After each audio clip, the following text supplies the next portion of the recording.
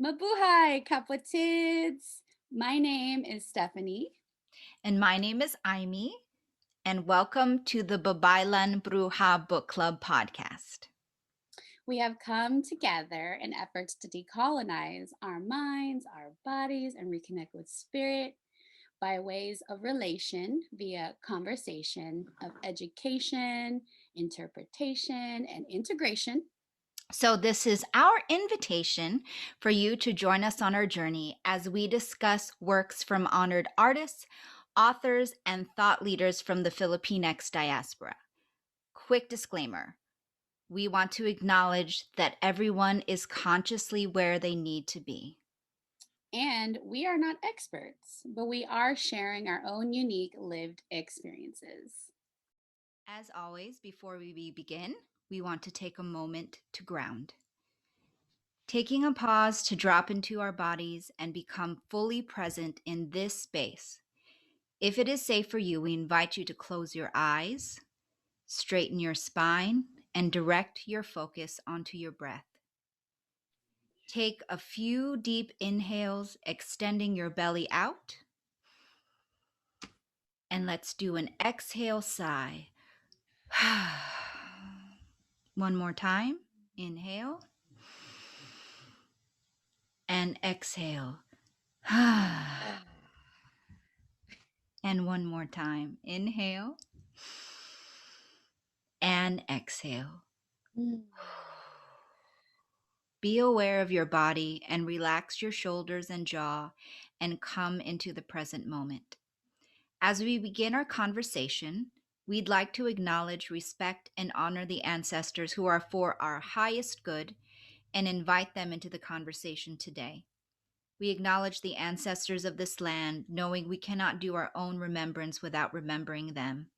For me, that is the Shawnee, Miami, Hopewell, and Andina people in Ohio.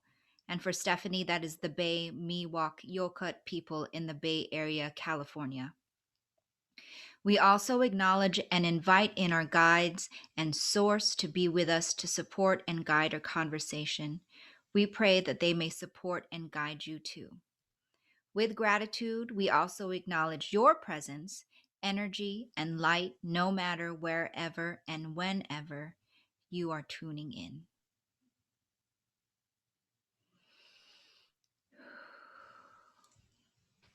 Thanks, sis.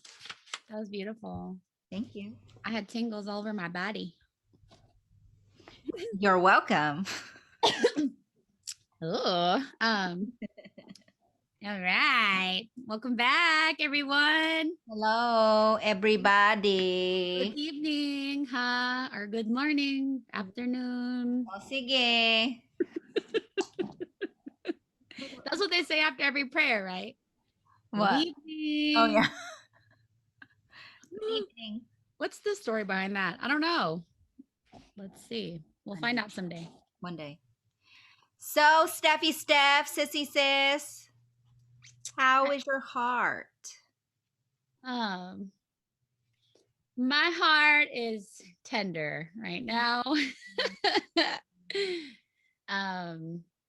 Life changes. Life changes. They happen in any moment, and I'm just honoring them. Shadow boxed a lot this week, but really honored the process. And I'm so thankful for plant medicine. Not all the extremes, okay? We're not out here doing, just all the stuff, but subtle plant medicines like cacao. I work with cacao. Yeah. Flower essences have been the highlight of my week. I'm honestly thanking the flowers, thanking those flower spirits for supporting me to release some things that have been on my heart. My inner child was calling this week for some hugs, and I sat with her and just honored her and gave her the attention that she was calling for. So my heart's a little tender as I integrate that. That was a interesting moment on this like decolonizing. I came back from a road trip too, and just coming back from like moving on land to like being still on land is a lot. So yeah. But through the tenderness, I know I'm blessed, I know I'm loved and highly favored, and um yeah, I'm thankful. I'm tender. I'm sitting with it though.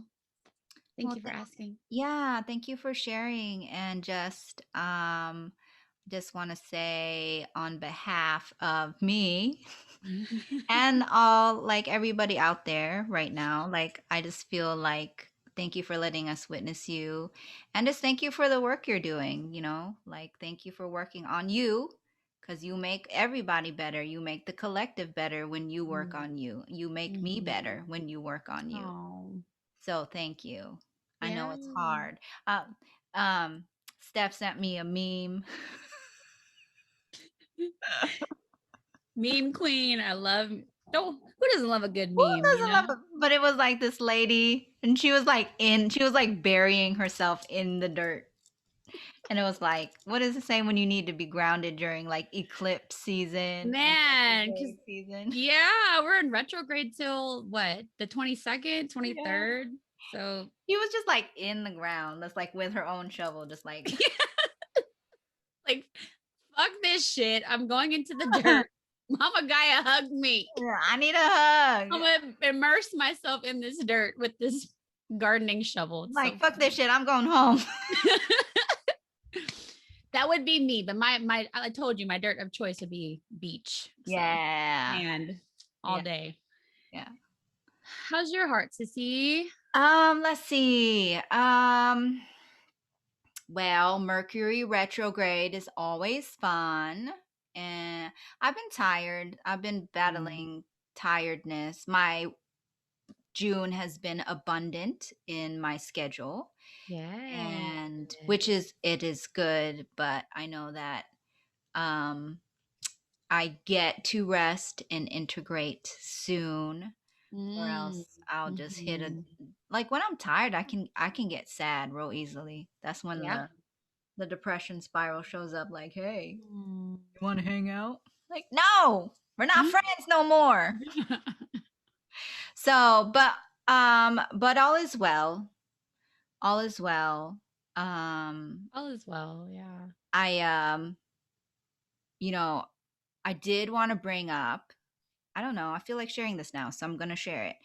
Remember, sis, I told you I had someone from my old life message me on Instagram, and she said, Uh, uh, did you mhm. turn your back on Christ? And I was kind of dealing with that this week. Like, I feel like Mm. proud of the way I handled it, because I just Mhm. was very succinct with her, and I was like, short answer, no. And Yeah. right? And I was like, short answer, no. And I was like, I hope you were well. That is it. And then I was like, I release you from feeling like if you feel obligated, like some sort of for my, because she was like worried about my spiritual health, she said after a Oh my while. god. I was like, I release you. And then she came back at me and was like, she feels like I'm caught up in a mystical malevolence. I was like, ooh, that sounds fun though. Play with her like, "Ooh, I am. What you gonna do?" I was like, that's a great Like, name for my next like protection spray, mystical damn. malevolence. Hey, watch her come back and be like, "Can I get some royalties?" I know, right? Bitch. But anyway, I'm proud of myself for how I handled it. And I just, since this is the space where people are growing and changing and perhaps, going, like, when you dive into these to decolonization and then you hit the spirituality part, people can freak out in your life, because though if you come from a really Catholic, strict evangelical Mm, background or whatever, they can be like, what are you doing? So yeah. but I was proud of myself because I kept it real short. Like, she went 4 paragraphs, and at the end she was like, I've blown the whistle. It's up to you to repent or something. And then she ended with peace. Peace be with you. And so I just said, and peace. And also with you. Yeah, that's what I said. Like, legit, like verbatim. I was like, and peace be with you. Yeah. Oh. Yeah, I know. So, Mhm. like, it doesn't bother me. It's more it's funnier to me now than it would have Mhm. been in the past, Mhm. but anyway, I thought I could share that here because I'm pretty sure there are other people going on their own journey and changing and thinking different things than they used to. And so maybe that can help somebody too out there in the world. Yeah. Yeah. I think it thank you for sharing that and, being able to like see the bird's eye view about it and recognize your growth and how you for agreements, right? Don't take things personal. People Yeah, do this because of them, yeah, not you. exactly. And I I was having this conversation, I think literally yesterday, about how people have these old versions of us in their mind. Yes.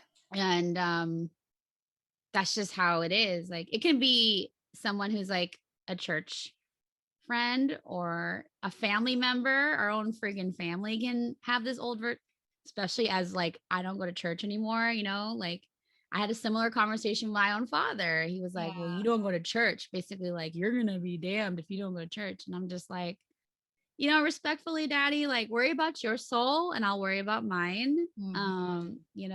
Like so those are the things that it's just funny. It's like, I mean, it's not funny sometimes, but in reality, like at the end of the day, Yeah, it's like, it can be hurtful. It can be hurtful mhm, and rude, mhm, but like you said, at the end of the day, what people do is because of them, and I mhm, recognize why she was doing I recognize why she said the things that she did. She really honestly believes that. All the things that she wrote, and she was, like, I thought it was rude she didn't come with curiosity and like, wow, you started a whole ass business. Like, that's a big deal, honestly, that's hard. mhm, And mhm. so instead she was like just freaked out because of the moon. Oh, Ooh, the ooh, mystical ooh, malevolence. Allah.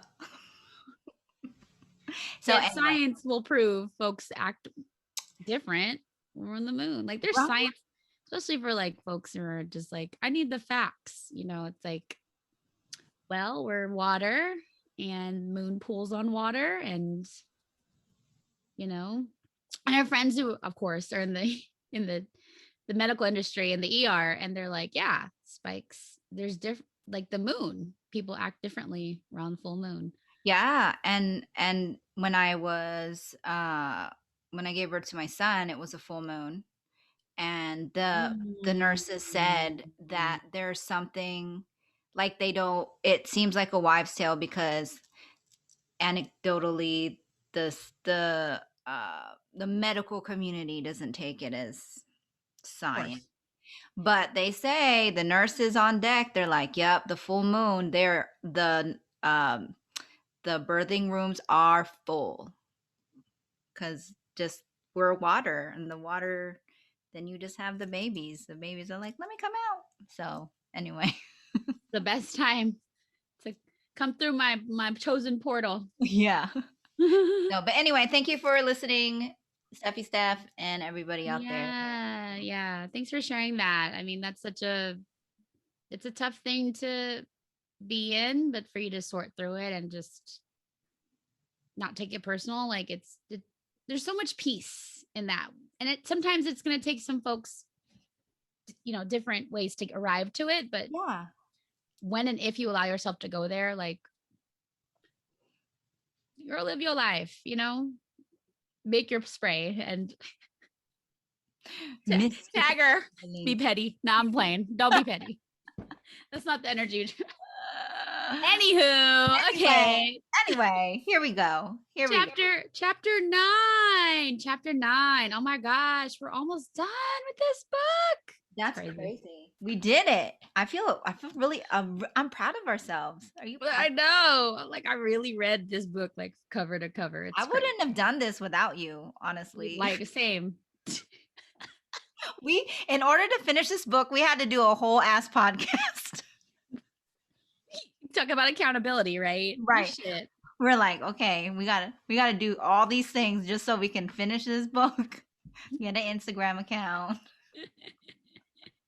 Anyway, yeah, Yo, so at least one person will appreciate yeah. this. So we do it for Because that one person because we do it for you, that one person, yeah, our loyal listener. Message us too. Let us know, like, you're listening in. We see our viewers, like, they've been expanding too, sis. Crazy. But I mean, that's like the draw of keeping your podcast out.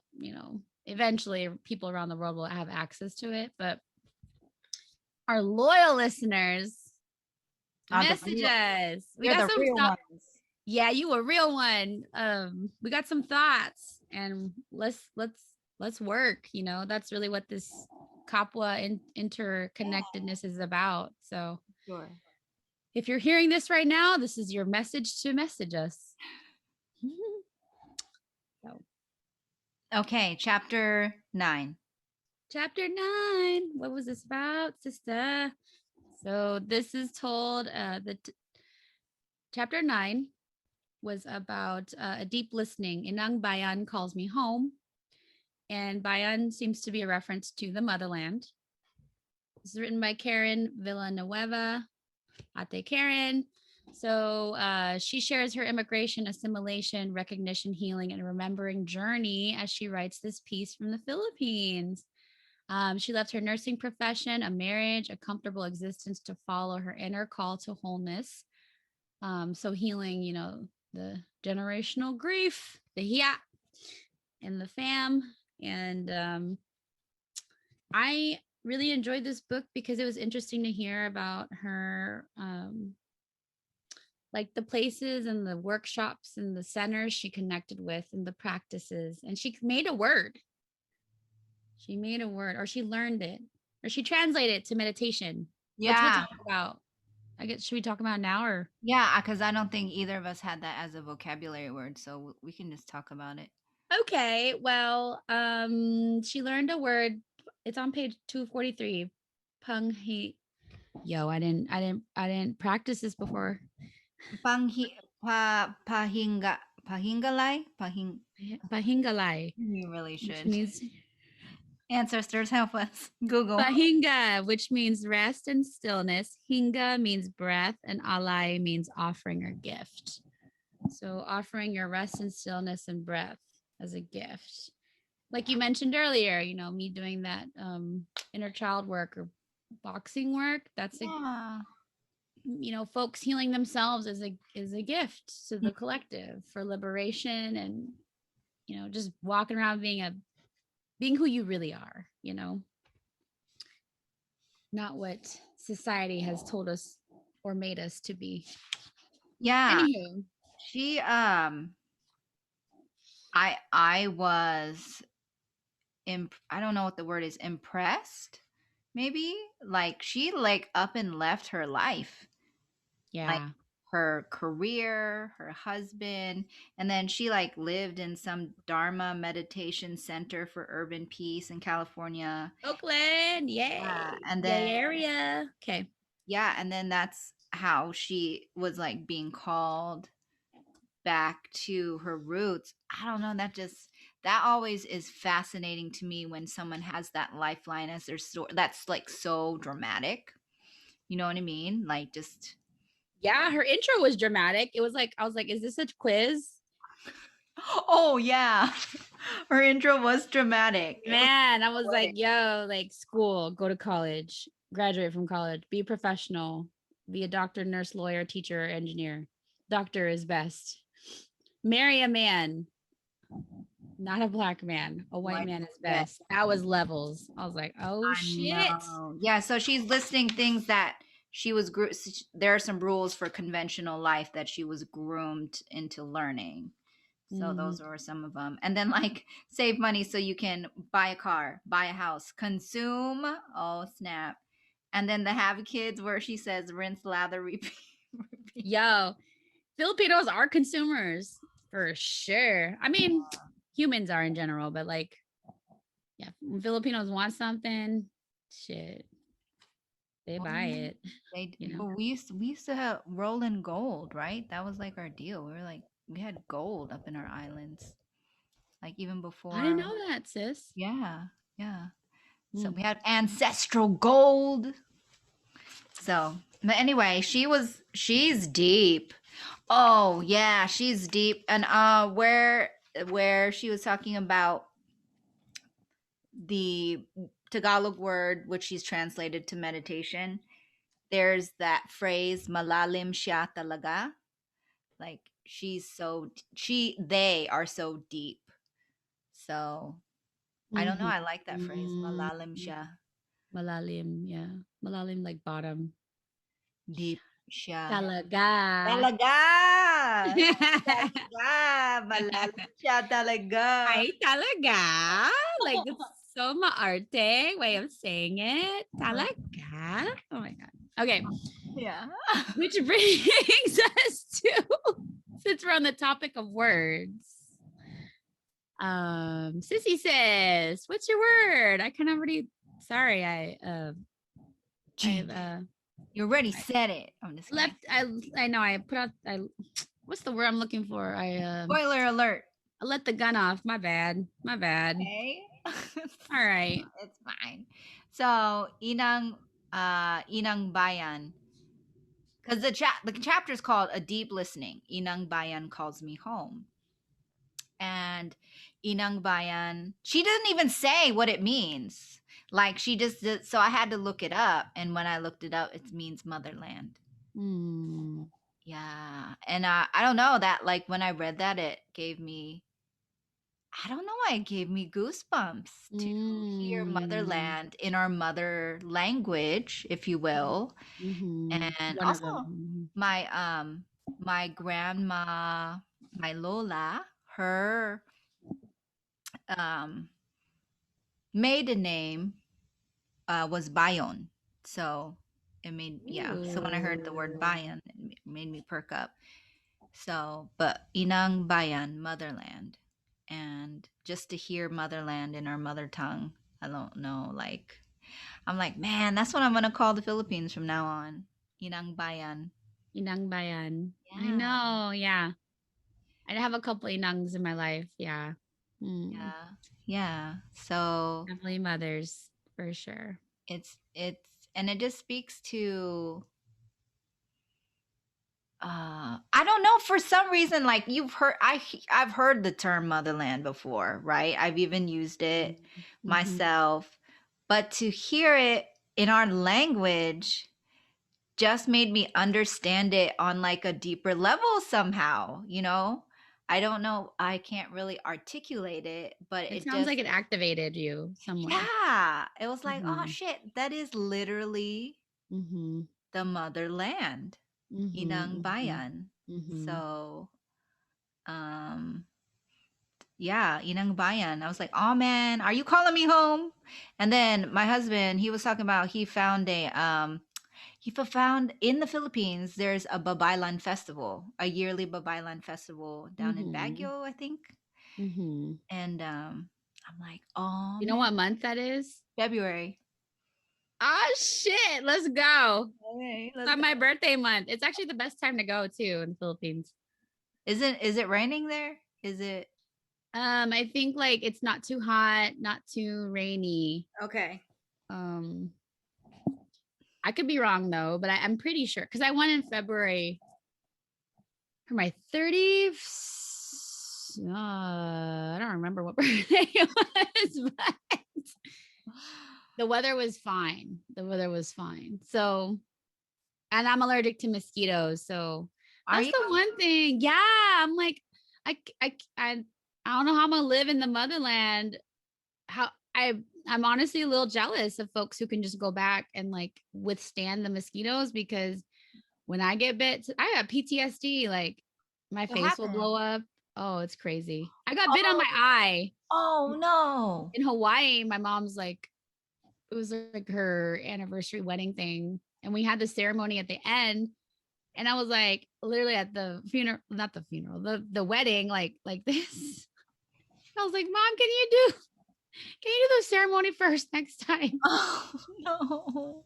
Uh, Yeah, it was fun times, fun times. But yeah, I'm also like wondering like why me, you know, with because there's so many mosquitoes, lamok in the Philippines. Like how can I be from there and then like just be like almost I wouldn't say fatally allergic, but yeah, that shit.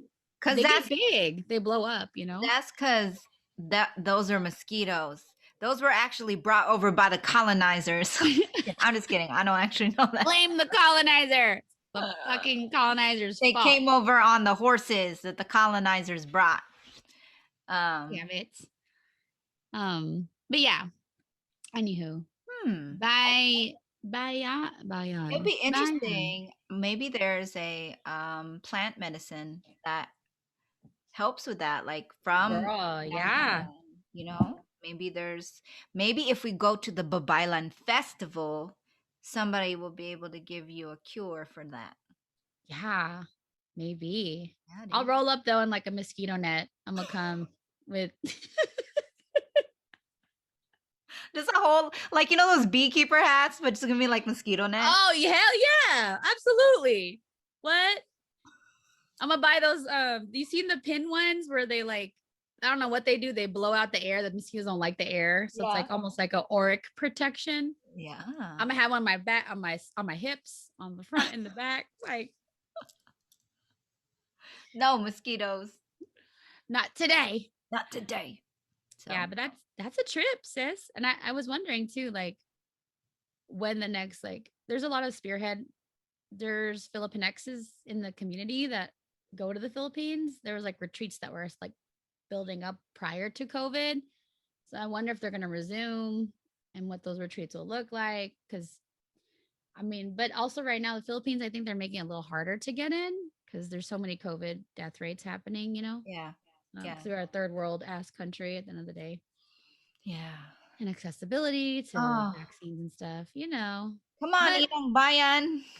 I know, I know. Come on, benevolent ancestors, come supply us. Anywho, Anywho, that was my vocab word. Inang Bayan. right on. All right. So my word is on page 240 and it's kind of long, honestly. I know I don't know if you I was thinking what you would be thinking, sis, but obviously we're going to talk about it. But at the Karen talks about this opportunistic vine. So bear with me, y'all. It's gonna be a little bit of a passage just to give y'all some context. Oh wait, did you talk about your vocab word? Oh, my bad. I'm talking about the quote. That's okay. I'm jumping ahead. I'm jumping ahead. My You were bad. excited. I was. I'm really excited to talk about this vine. Okay. 242. I picked Kalayaan. Kalayaan. Kalayaan. I was having my mom say it to me. She's like, "Oh yeah, it's a good word." So it's on page 242 and she says like the Katipuneros, I view freedom or kalayaan as the basis for my spiritual practice. To Yeah. embody freedom means that I am able to focus all my intentions and energies in the service of social transformation for the greater good of all beings. Yes. So she talks about how she's been volunteering in the Philippines. She works with children, cerebral palsy, Reiki healer, school, kids, music. So,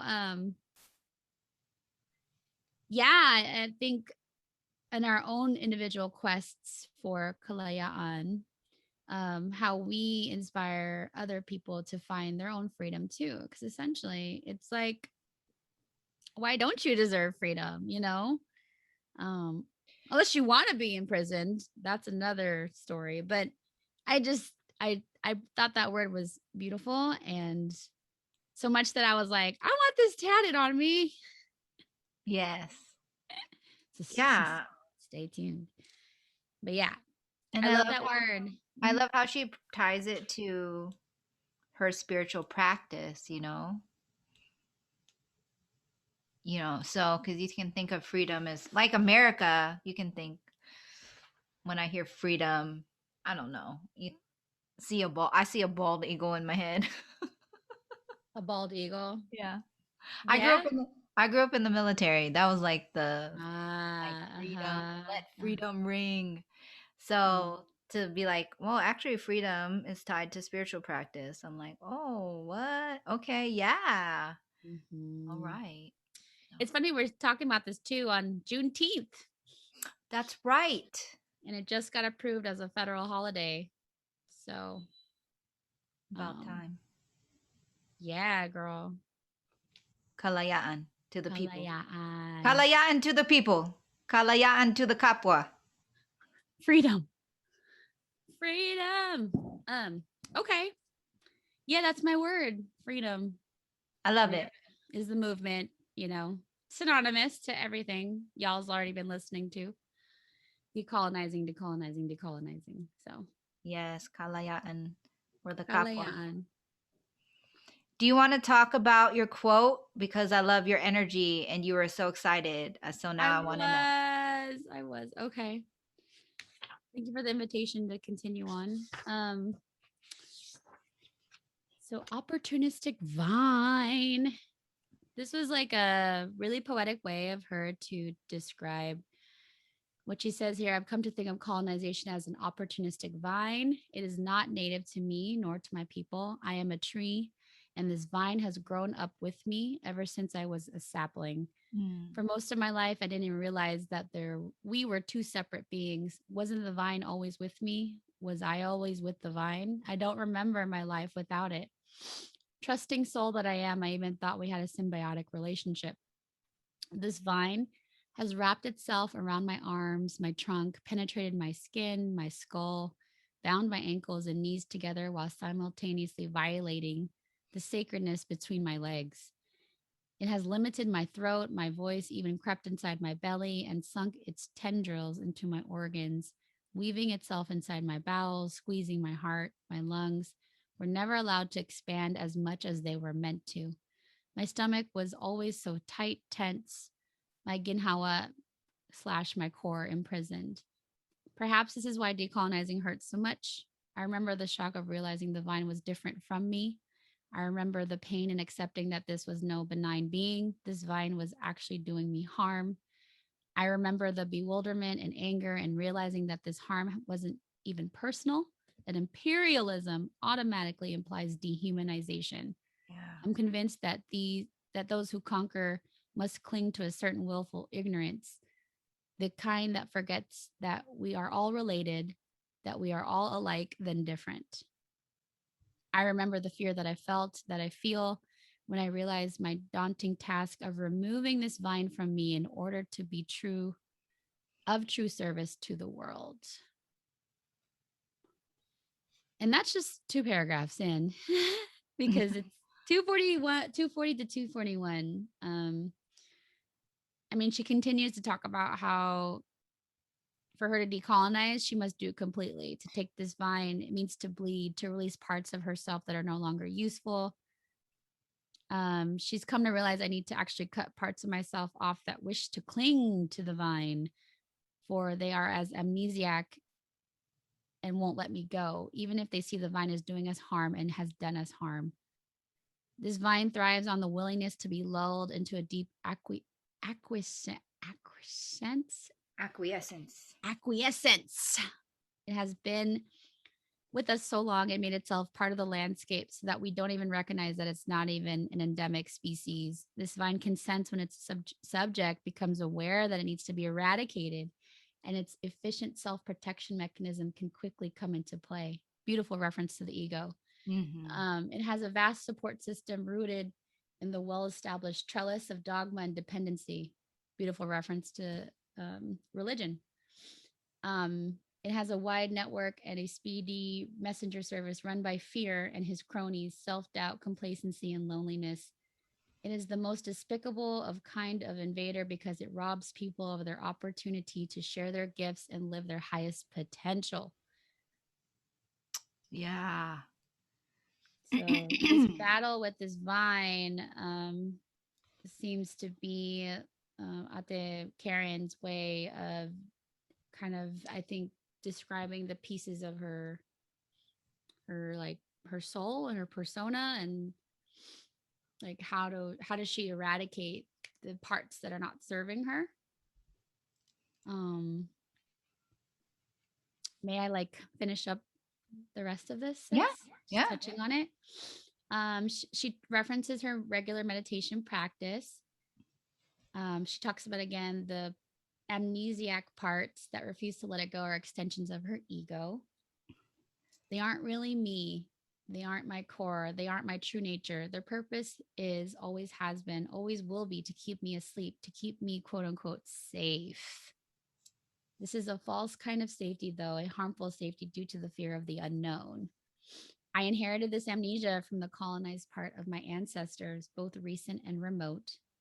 I acknowledge that even though these amnesic parts aren't me, I still feel pain when I release them, for they've been with me for a long time and we've grown to get used to one another. It's a curious sensation to feel grateful towards them. They have gotten me this far while celebrating their demise. It's great writing. Um, I love this part and I'll close it out with this. The progress and presence of the vine isn't my fault, Yeah. yet I am responsible Mm. for its eradication. Yeah. This is the burden of striving towards awakening, towards freedom. My life's work is to live this journey and communicate it to those who struggle with their own vines and to those who have not recognized they are not entangled, they are even entangled yet. I am supposed to point away. And Mm. yes, this is painful. Mm. But she sacrificed a lot to gain a lot. And it's funny she wrote about food, because Filipino food ain't really helpful with this vine. Anywho, um, just to kind of sum it up, she's like, I've never known such heartbreak. The kind of pain has brought me to my knees, curled me up in a fetal ball, finding momentary refuge in my bed after the covers. This pain has reduced me to a pile of snot and tears on the floor, never find enough tissue. And yet something inside me tells me that there's purpose to this pain. This is the way of remembering. This is the way of kalayaan, to freedom. And so I listen and I lean into it. Yeah. Yeah. That's deep. What was it? Malalim. Malalim siya talaga. Yeah. Yeah. Yeah. Yeah. I what hit me the most of and from these 2 page or what you read was the fact that how she says the vine can sense when its subject is aware that it needs Mm-hmm. to be eradicated. Mm-hmm. And then it has a wide network and speedy messenger service run by fear and his cronies, self-doubt, complacency, and loneliness. And Mm. it kind of reminds me of like the story I shared with you earlier, right? Where someone came to me and said, said all this crazy stuff. And I feel like that's part of colonization is to put fear instead of Yeah. coming with because instead of coming with curiosity, there's this fear that you need to stay in line. And it's almost like I almost felt like it was colonization, like looking at it through the lens of like this passage, like I could have had self-doubt about who I am, about who I Mm-hmm. really am, and like the loneliness, like a lot. That's why a lot of people don't change, is because they're afraid that if they change, they're going to be lonely. They're going to not find people. If they shine their true selves, that they'll find themselves by themselves and alone, like no one's going to understand them. And honestly, Mm-hmm. that might be part of the journey for a little bit, but eventually you find your people, and then Yep. you find your soul fam, and you start a podcast. Are you listening to the podcast and Yeah. you recognize, or if you're hearing this right now, you're not alone. Yes. This is not, we are in such, I feel like, a cusp of, I speak of for the Filipinx diaspora, Yeah. just recognizing like 500 plus years of colonization, and it's not a trend per se.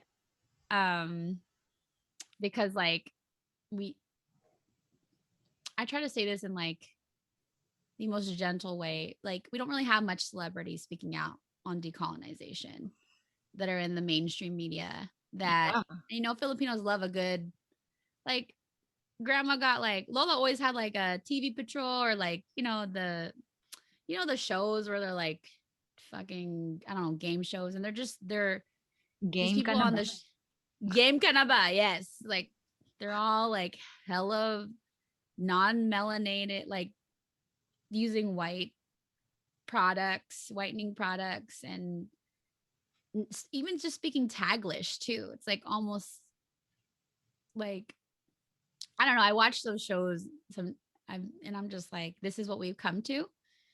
This is what is influencing our posterity. Like this is crazy. So, and while there's a place for those shows, um, I don't see I don't see like a Black Lives Matter movement for the Filipinx diaspora. I don't Mhm. see like a only in pockets across the world that have that's what the cities, you know, you have a group of people in a condensed area, they're going to be like, what the fuck? So I only see that obviously like for me speaking from the Bay, like it's very predominant in the San Francisco Daly City area. There's more woke Filipinos there. And we don't really have like we have like Bruno Mars. You know what I'm saying? We have like and he's not really I don't think he's all the way Filipino too, but it's changing and it can always continue to like I just think what I'm trying to get at is like mainstream is not necessarily saying wake up Filipinos, like you got a whole ass lost history and it's Yeah. it's like the time is now to remember that. But it's also like, well, how? Because we can't even just Google certain things, they're lost. So, Yeah, well, that's, like we talked about a couple chapters back, it's that indigenous science, mhm. like we have to rely on our intuition and our knowing. We get to rely on our intuition and our knowing. Yeah. And sometimes we just have to ask ancestors for dreams, like, come speak to me in dreams. So, Yeah. And but yeah, yeah. I honestly though, our inner knowing, I think speaking from like just a human perspective, like a lot of us are struggling to trust our inner knowing or even to know our inner knowing because it's just so washed out. So I love even though COVID had its absolute cons, like we needed that isolation because people needed started to be like questioning things like why am I like this, why is the Right. world like this, Yeah. Yeah. Yeah. but Well, that's what colonization does. That it comes in and, it's a system and a structure that is rigid, that seeks to tell you who you are, to suppress who you are. And that's the beginning of doubting yourself. That's the beginning of silencing your own intuition. And this whole journey of decolonization of remembrance is tapping back, excuse me, tapping back into that remembrance. And the remembrance is not just remembering our history, but it's remembering ourselves and remembering who we are and remembering our voice and tapping into that deep intuition for ourselves. So, that pakiramdam. yeah. um yeah, I break this down with clients I work with, like they're like, what's intuitive eating, what's intuition? I'm like, well, your body tells you when you go to the bathroom, your body tells you when you're hungry, your body tells you when you're sleepy, Yeah. you listen to it. And I think we just been so indoctrinated to not listen to like that voice that's saying something. Mhm. And then the ways that have allowed us to process that voice that comes in, um, which is very intricate. And I won't go into like too much of a tangent, but um, it's like again, bring it back to Ate Karen. Like, how do we know a vine is there? Mm. And even for her, like the process to discover the vine and to work with the vine or eradicate the vine, I feel like there's parts of the vine that actually have good intention, right? To protect you, um, which is what they say the ego does. And for me personally, like, I don't think the ego is necessarily bad. Um, I want to work with my ego because you need your ego to survive in this world. Come on now. Like, Yeah. Yeah. sure, love and light, but people still gonna come for you. And how do you remain, right? God, I How love do you remain? Your ego is gonna be there to be like, listen, like, there's actually a way to it's like part of your armor too, right? But how Yeah. can you wield the armor in your favor, not to work to work for you, not against you? Right. So it that's why I love just her poetic writing about describing this vine and how it's like literally embedded itself in her, but there's parts that she's like, this needs to go Yeah. because That was yeah. a when she said, in order for me to decolonize, I must do it completely. And for me, that brought up the question, like, so it seems like for in her story, to decolonize completely meant to go back to Inang Bayan and like Mm, use, mhm, you know, Reiki for the people and like do all the services, to be in service there. And so for me, it got me questioning, what does it look like to decolonize completely? mm, And do I feel called? Like, what does that even mean, to decolonize mm. completely? I Yeah, don't need, like, that kind of messed me up because I was like, oh snap, is that yeah. that's the vine that she's talking about, like just entwined. Like, here I am remembering my intuition and everything, but what does it mean to decolonize completely? I feel like I'm decolonizing my mind and colonizing my faith and somewhat my Mhm, body, but like, mhm. what does that mean? Does that Yeah, mean, to decolonize my body, does that mean I don't go get my hair, I don't go color my hair? You know what I mean? Like, what does that mean? What does it mean? Like, you mm. know what I'm saying?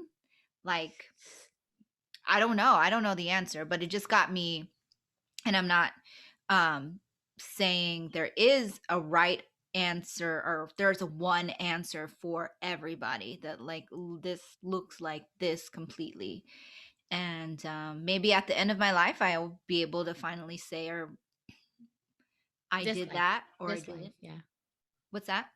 I would say this life, the end of this life. Yeah, End of this life, yeah, I can yeah. say that I got close to it, but I don't know. I'm like, can you even decolonize completely? Especially if we live Mhm, here. Like, if I have to stay mhm, here in the mhm. where I'm an involuntary settler, but in a land that was made, in a nation that was made by colonists, am I really able to fully, completely decolonize? And if I can't, is that okay? I'm gonna say, yeah, it's okay. But I mean, just like, what does that journey look like, you know? So, Uh, do you have any thoughts? yeah. Hmm. I think I always go back to the Socrates quote. I know enough to know I know nothing. Mm, Um, and I think you reach a certain point, regardless if you're Filipinx or not. It's like the mind will always want to know, but creator, high source power, like where we come from, I don't think our for me, people may disagree, that our minds were designed to grasp that. That's why they say when you die, you wake up, right? Because there's yeah. just so much. There's so much. And I think part of recognizing the decolonizing process is that just like all things, it takes time because we had 500 years Yeah. of them finally conquering. So during that time, like there were things that were becoming eradicated. There were populations or like pockets of people who were like, you know what, I actually like this system. you know. So to fully like take away all our stuff and burn our books and stuff, that took 500 years. So I think to reclaim it, to really step back into it, it's going to take time. So this is part of, like I was saying earlier, like the reference of like the cusp. It's like the stages of change, right? I'm so referencing like school, but there's That's like okay. pre-contemplation, contemplation.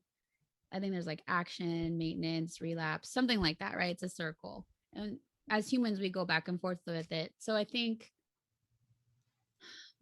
um for me personally, speaking from an energy medicine perspective, I think once you recognize like, okay, I've learned, I'm still going to keep learning, and I recognize that I get to live my life and I get to live it in a way that serves my mind, my body, my spirit. Like ancestral healing doesn't have to be like dark and doom and gloom all the time. Like we talked about this ancestral joy, you know, our yeah, our peoples are colonized, but we're silly, funny, you know, we have ways, we love to be hospitable, we love to serve, you know. So those are the things to celebrate, like characteristically as a Filipinx collective. And I think that just from what I'm kind of thinking about is being more in reverence of our indigenous ways. I would just love to see that more, because Mm-hmm. we tend to, especially now with the wellness industry, excuse me, it's just like I'll find, I feel like for me personally, and I could be wrong, you know, um it's so much like 3 or 4 times easier to find a workshop to like do a ritual from a different culture versus like learning about what the Filipinx people did during this time. And then yeah, there's books out there and there's festivals and things like that, but during COVID it was kind of like on pause. So I think like as the world opens up and people are recognizing like the indigenous is the future, more of it will come into play. And you know, capitalism's going to do its thing, and like people realize like, oh, I can make money off this, and it's actually for the better and highest good of the collective. So there's just so many moving parts to kind of answer your question, what decolonizing look like. And I think kind of recognizing it, living it, embodying it, and then inspiring other people to find their own way, their own answers. um Yeah. that's what it looks like. And essentially down the line, like there will be I don't know, maybe there'll be a Babaylan school, you know. There is one. Yeah. Yeah. Babaylan Center for Studies. And so to see that maybe take off and become a university, that could happen in 500 years, you know. You never know. Yes. Okay. I'm going to come back for that. Mark my words. Anybody listen to this in like 2050, Yeah. I don't know who we'll be. 2100? Let's come back and go to school together. Yes, I'm down. Let me know. We're going to have to read a book. I hope we did. We're You're going to like, read yo, we're going to read this and be like, "Why does this feel so familiar?" they'll be like, "Did you read this? What's your essays?" They're like, "I'm just gonna pull all these podcasts. These will be my freaking essay entrances." Anyway, Yeah, you're welcome, future selves, if you're listening. you're welcome. My grandkids. You Yeah. know. Um, Um, yeah.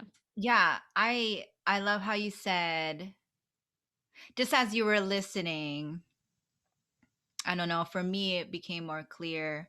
Like it is definitely something that's very individual, and like you say, you got to live your life, you know? Like I still got kids. I still got to take them to soccer, still got to like do the things, Yeah. right? Yeah. Um, sometimes chicken nuggets are going to happen. I don't feel like that's decolonized, but but sometimes they happen. Do you know what I'm saying? I know. Right. She talked about food. The food I choose, my personal relationship with food. It was Yeah. interesting. Yeah. But That like she had, that was her journey, was to go to do all that, and more power to her, and respect and honor to her. But that just speaks to how everybody's journey is different. My journey is not gonna of decolonization isn't gonna look like that. As a mom in the Midwest in 2021, but I Who also gets feel tired and wants to buy, doesn't want to cook sometimes. yeah, So that's what just, I'm saying. I feel like that's American Philip, what it means to be American Filipino. So, Yeah. sorry, go ahead. No, Off. I love that distinction. But yeah, I agree with you. I resonate when you say like I want to know more of our indigenous practices, and that's where the grief comes in. Like, oh man, they burned all our books and shit, Mm, And I'm rage. and I'm I would love that. I would love to know like some of our and there are books out there, but I feel like because the Philippines was actually very diverse, it was a very diverse hub for international trade and everything. The way the what is it called, like the trade routes came because of the way the what is Hmm. this called, help me, trade winds and stuff came. Yeah, um you're right. The Trade trade. winds, yeah. The currents, the ocean currents, that's what I was thinking specifically. But we're so diverse as well, so um it seems like on this side of colonization and trying to remember, it seems as if we might just have to rely on our intuition and just kind of like me- just meld things together as we can, you know what I mean, as we know, as we understand, and that it might be always shifting and changing the more that Yeah. we know and the more that we learn. Yeah. Yeah. I love that word melding because I think part of the awakening or people recognizing their pakiramdam and using their gifts. We all have pieces to meld together, Mm. but it's just who is feeling courageous enough to bring their piece to meld Mm-hmm. together, you know? Um, Yeah. Yeah. So, woo. I That's know. Take a breath.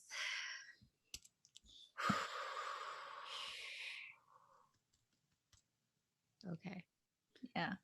So thank you for allowing me to indulge on the vine and what our vines look like, what my vines look like, your vine, and um, our responsibility for Yes. Ate Karen, for her, like that thought to think like, what am I doing that's responsible to eradicate the vines? I think we're here, sis. This is our part that we're melding Mm-hmm. for folks who are ready to Yeah. listen and to really take it. Yeah. I know it's gonna take time. Some people are just still like, "What the fuck are you doing?"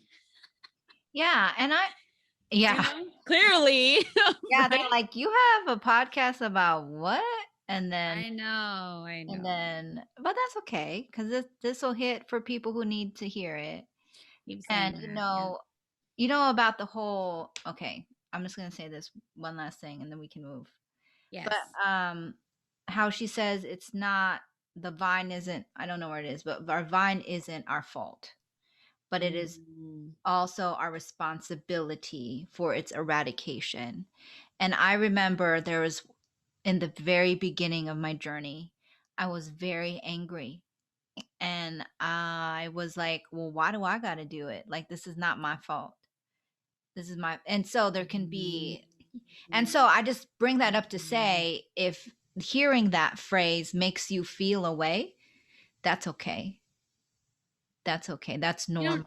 That's normal. Yeah. That's part of the healing process. That's the part of the like reaction to trauma. If you've had any trauma visited upon you, and then you get to do the the um the work of healing, it can feel unfair. It can feel unfair to be like, well, why do I got to do this? Yeah.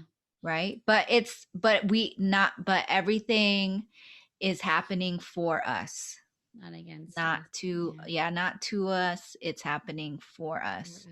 And but it's okay if you can't accept that yet, like just continue working through that grief. And um that is also still part of the eradication because you're being aware of it, Yeah. that there is a vine, you're being aware that it isn't your fault, and you're being Yeah. aware that it isn't fair.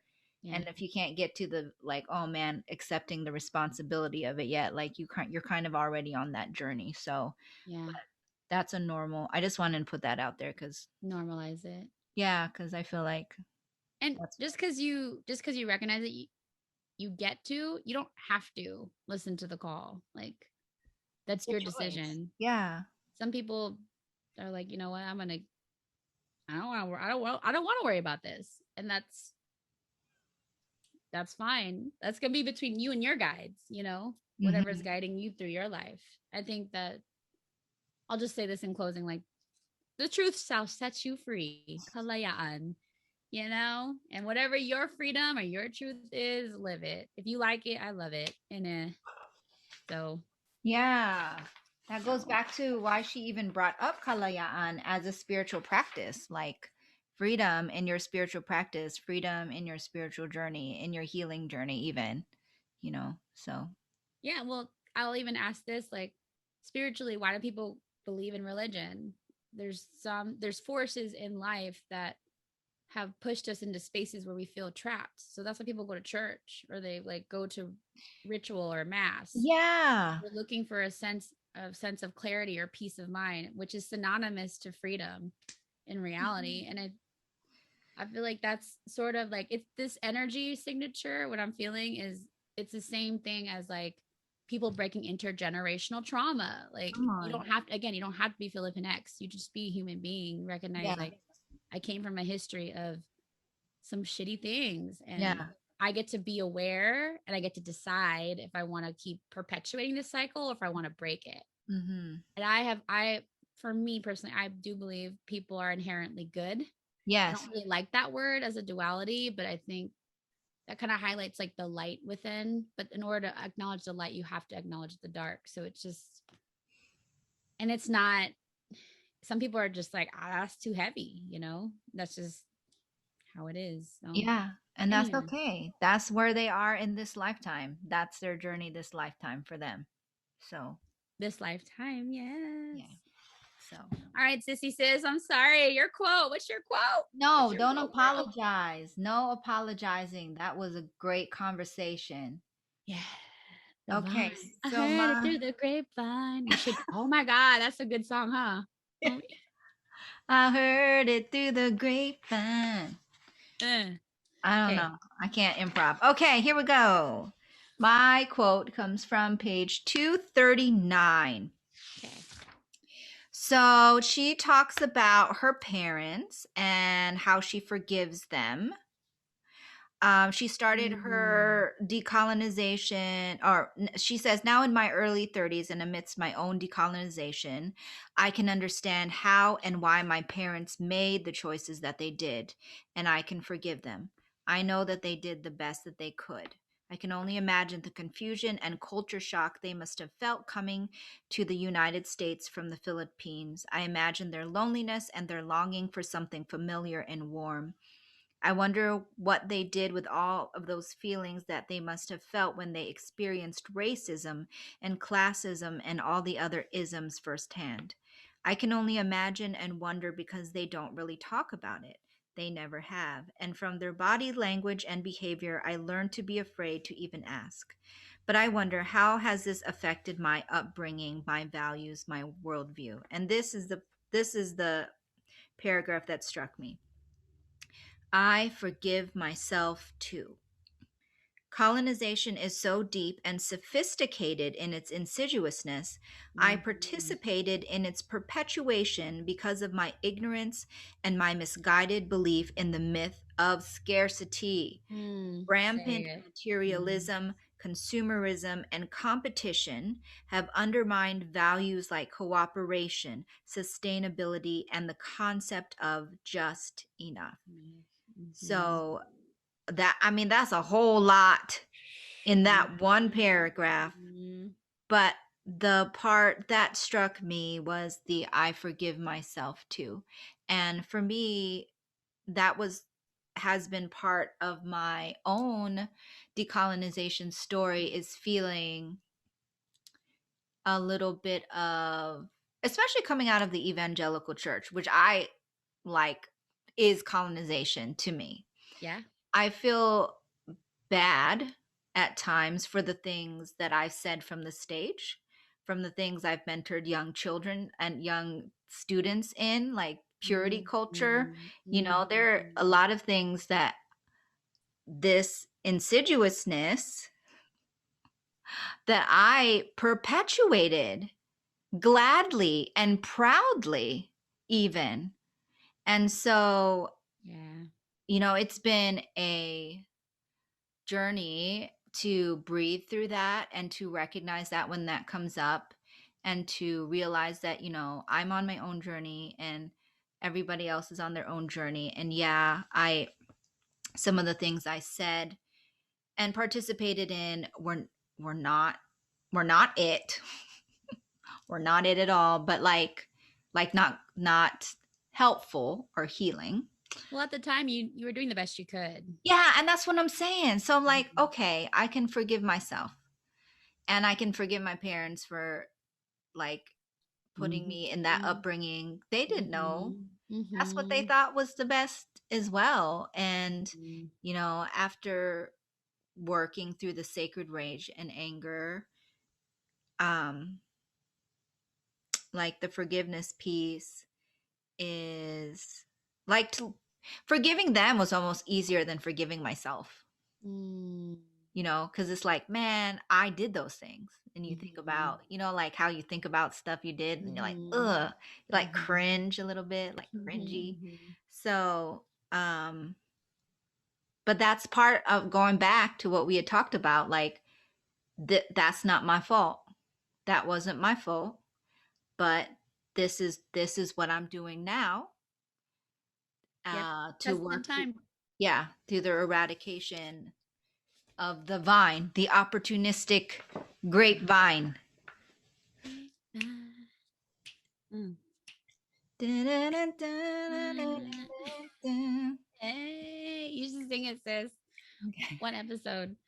Um, yeah, that's real, and I can only imagine because it's a little challenging for me to see you on that in that light because I see the person in front of me now, and so I think that's for some people it's difficult to forgive them. I've struggled with that with the things I've said and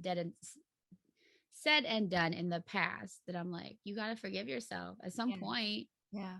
because we are ever evolving, ever changing, ever recognizing, who we really are. And that was just who we were at that time. Yeah. So Yeah.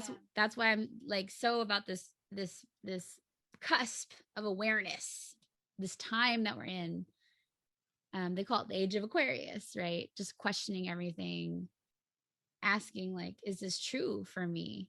And some folks don't even know they have the option to ask, is this true for me? And for coming from a Catholic household, Hmm.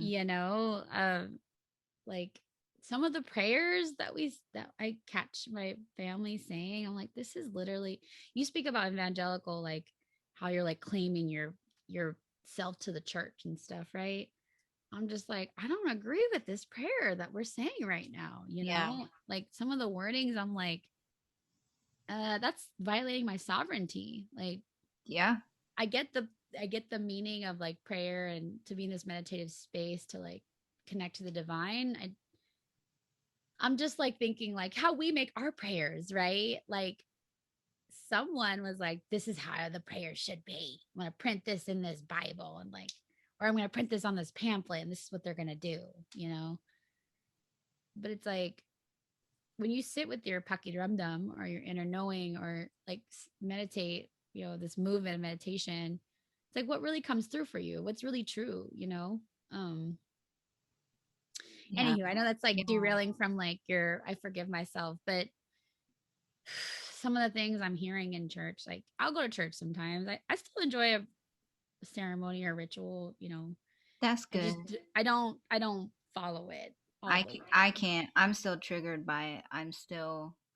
I can't go to church. I can't. There are so many times, speaking of like prayers, there are so many times that I've led worship and sang, oh God, like sang these songs like so militaristic, like we're Can you like, give us a snippet? There's this one song. It was like, step by step we're taking over, little by little we're taking ground, like just conquer this conquering for the Lord. Step by step, little by little we're taking ground. Dun, dun, dun, dun, dun, dun. I forget. Like, yeah. So like just real militarists, and that's the colonizer. That's colonization. Like just, Mhm. and that's why I say evangelicalism, this whole like you have to like I'm gonna God, this is what you need to believe in order to save your soul, and they're like really pushing it, right? And that, so that's that militaristic thing. So there's a lot of times like I was like believing that and singing it from my heart and like, come on, Yeah. like Yeah. let's sing for Jesus, you know. And Jesus is like, no. I'm sure Sing. Jesus was like, no, I don't want any of that. Oh, Yes. Oh, no, thank you. I don't know if like I haven't really thought of the songs in church like that, but I know that like there's a lot of songs like sing praises to the Lord, sing praises to the Lord.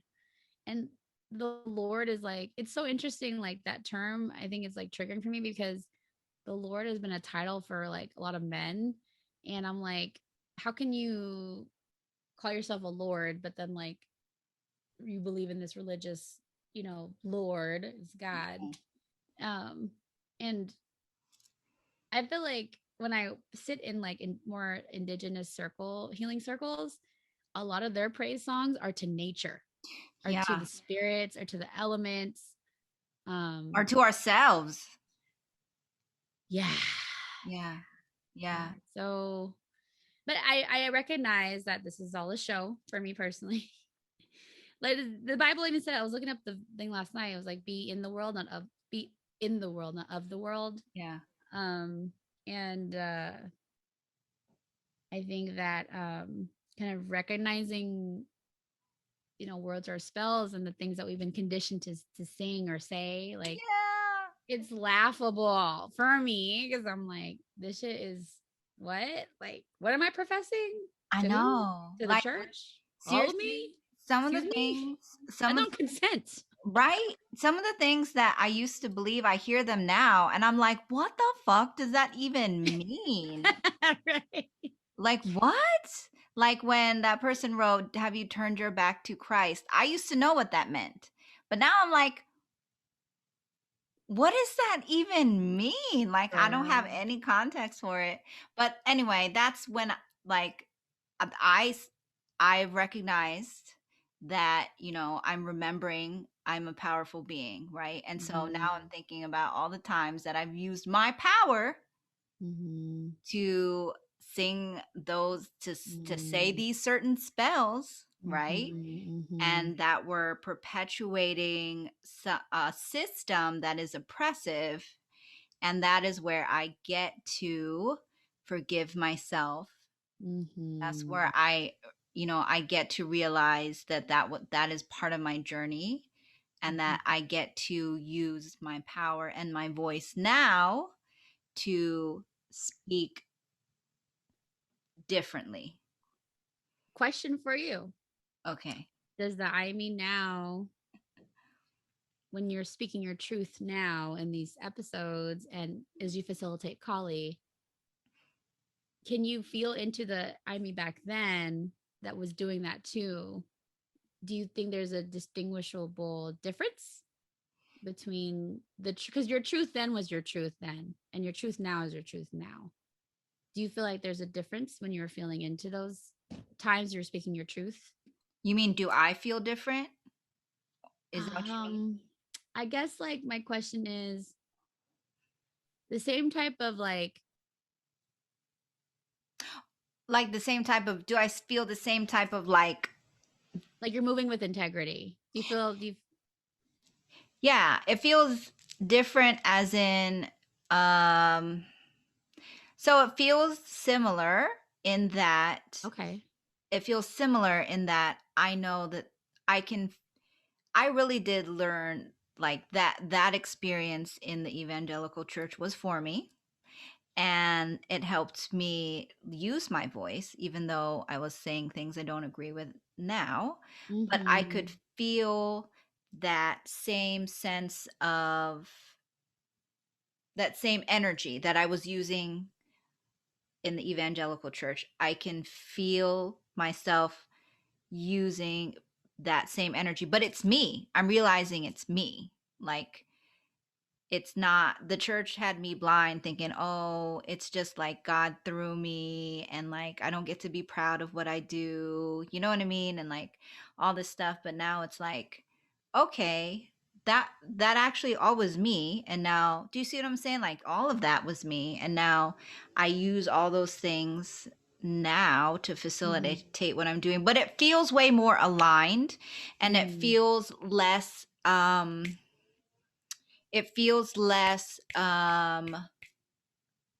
like there's no sense of you have to believe me, you have to believe what I believe. it there's Ah. it's freer, it's kalayaan, there's way more kalayaan Uh-huh. in how I'm Mhm. moving. So, Mm. and it's a sense of like, well, if I say stuff and it don't hit, well, that's fine. I don't need you to believe exactly or to feel exact everything that I'm saying. Yep. And so because of the freedom, I feel like I'm probably moving easier in the power Yeah. that I was born with, you know? Yeah.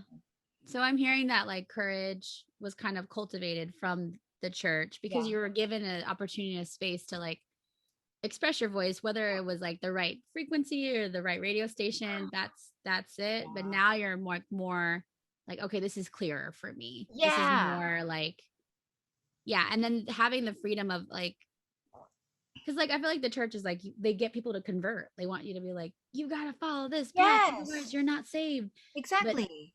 being in this space now, and it's just being like, this is what's coming through for me. This is what I feel is really true and like divinely like in alignment, and you can take or leave it because I Yeah. honor you as a sovereign person, but you're Yes. on your own path too.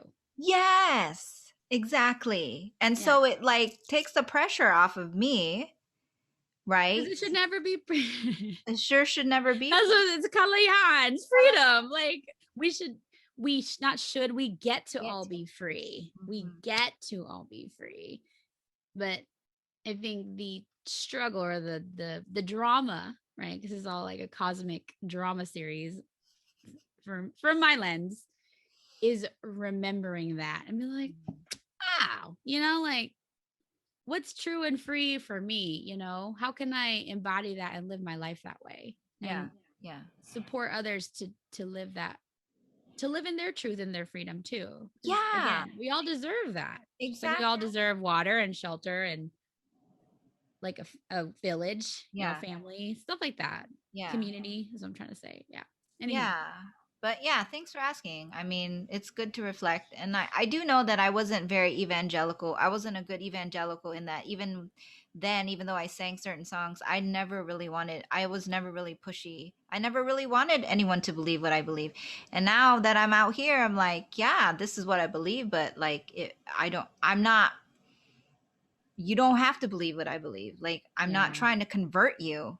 Yeah. Not trying, and that's Yeah. colonization. The Yeah. conversion is colonization, Yeah. because that's It's what they did when they came over. it's honestly it's physical, mental, emotional, and spiritual. Like I don't like this triggering word, but like rape, like you're violating someone's space. Whether they consent to or not is up to them. However, for the majority, it's like who wants to be like torn away from their bayan? What do you call that? Inang, Bayan? From yeah, the bayan, and he wants to be torn away from your mother, and then like that was your sense of security, and like this is gonna get, what did you call that, maladip? What did I say, maladip? I just ma, maladip, malalim. malaim, malaim. Anywho, y'all's get it. Like it can get so deep. It's just simply put, like whatever you like and you feel is in alignment with you, do it, right? Ultimately, though, I think that that's the challenge. People are trying to figure out what is in alignment and true for me, and actually like taking the time to sit and explore that. And ugly things are gonna come up. That's just part of healing and decolonizing. Like Mm-hmm. recognizing the systems that are in place, that have been put in place for us to stay asleep. How do you wake up? How do you remember your power as a sovereign being, sovereign divine being, piece of the divine? There's literally some Bible verses I was reading last night. I was like, it's blatantly here. Like, God is in me. How? So what we doing telling people like you gonna die because you don't go to church and it's like, but God's in me. Even Jesus said that. He said, I and God are one. And he's like, I am one with the Father, and I'm one with you. Like, he literally. If that's not Kapwa straight up, then I don't know what else to tell people. And you know what's crazy? I'll finish with this. I go to Kundalini has been a practice that's been working for me. And one of my teachers, she literally made us, she didn't make us, she invited us to bring our mala beads out, which is like a rosary. And, you know, my family's a devout Catholic home. It was a decolonizing as fuck. I was like, okay, I'm praying on these mala beads and we're reciting things that wasn't Hail Mary or Our Father.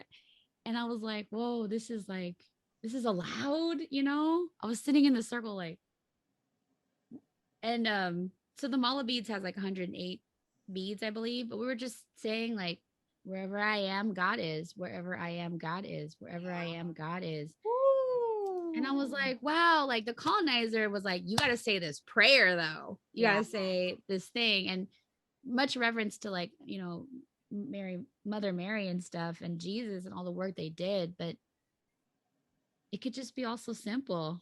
Like Lauryn Hill said. Yeah, it could all be so simple. But Rather they make it rather hard. make it hard. That's why it's a drama, I'm telling you. So Yeah. anywho. There was yeah. So just real quick, and then I'm done. Yeah. Then I'm complete. Go for it, sis. When I came to go visit you, and then we had our sister circle, and you did that beautiful cacao ceremony. I remember you were playing music beforehand, and you said, "I'm going to play this one for Imi," and it was it was "Prepare Me to Be a Sanctuary, Beautiful Pure and chorus. Holy." Yeah, by what was it? Beautiful chorus. Beautiful chorus. Yep. And Please that, prepare me. yes, and that was a song I used to lead. I don't know if you knew that. Word. Wait, you sang that song too? Well, but it was "Lord, prepare me to be a sanctuary for like church." It was a very colonized evangelical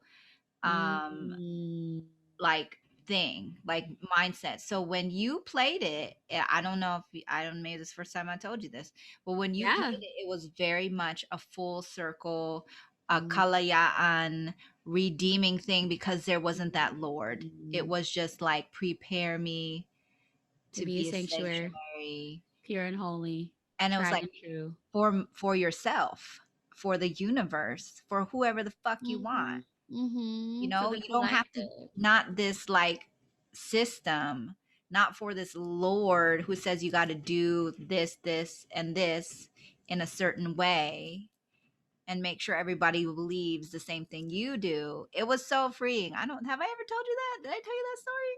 No, you didn't tell me you sang it. I didn't know that, but I remember you saying that the song hit you, like it resonated for you. That's why, because it was one that I used to lead, and just the fact that it almost felt like, you know, spirit was, there are certain things that I'm like, well, that the same spirit is still, it's all the same. That's why I'm like, it's all the same. Just different. It's the same vibration, which is why, you know, I'm not disrespecting the church. The church has its purpose. It provides a space for people to connect with this higher power. The way that it's presented and the way that we're indoctrinated or trained, or we have to do these things to be worthy, like that shit is wild to me, because it's like we're already worthy. I'm already trying to work through worthiness wounds, you know. It's like, because I've been conditioned to be like, you got to get into heaven because you're not worthy. But it's like, well, then why was I baptized? Like, and it's also funny to me, like, why are children baptized? Adults need to be baptized. They need to go cleansing. But then as a developing Bruha, I'm like, I could baptize myself in my bathtub. What? Yes. Yeah, Well, you can bury yourself in the earth. Baptize yourself in the sand. Okay, we gonna do that in the woods when I come visit you. Yeah.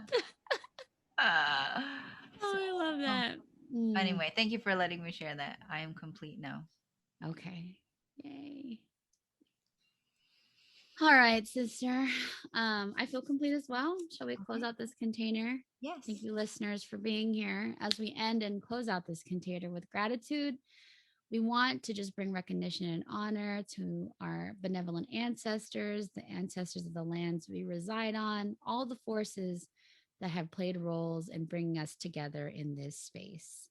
Thank you for joining our conversation today, Kapwa. And as we end, we leave you with this blessing. May you continue to recognize the divinity that lies within others and within yourself. May you begin and or continue to understand your callings, your pakiramdams, that inner knowing within, beckoning you home to claim your kalayaan, your birthright to claim your freedom. May you continue to embody empowerment on your journey to remembrance. May Kapwa grow in your heart. And until we meet again, may you know that all is well and will be well.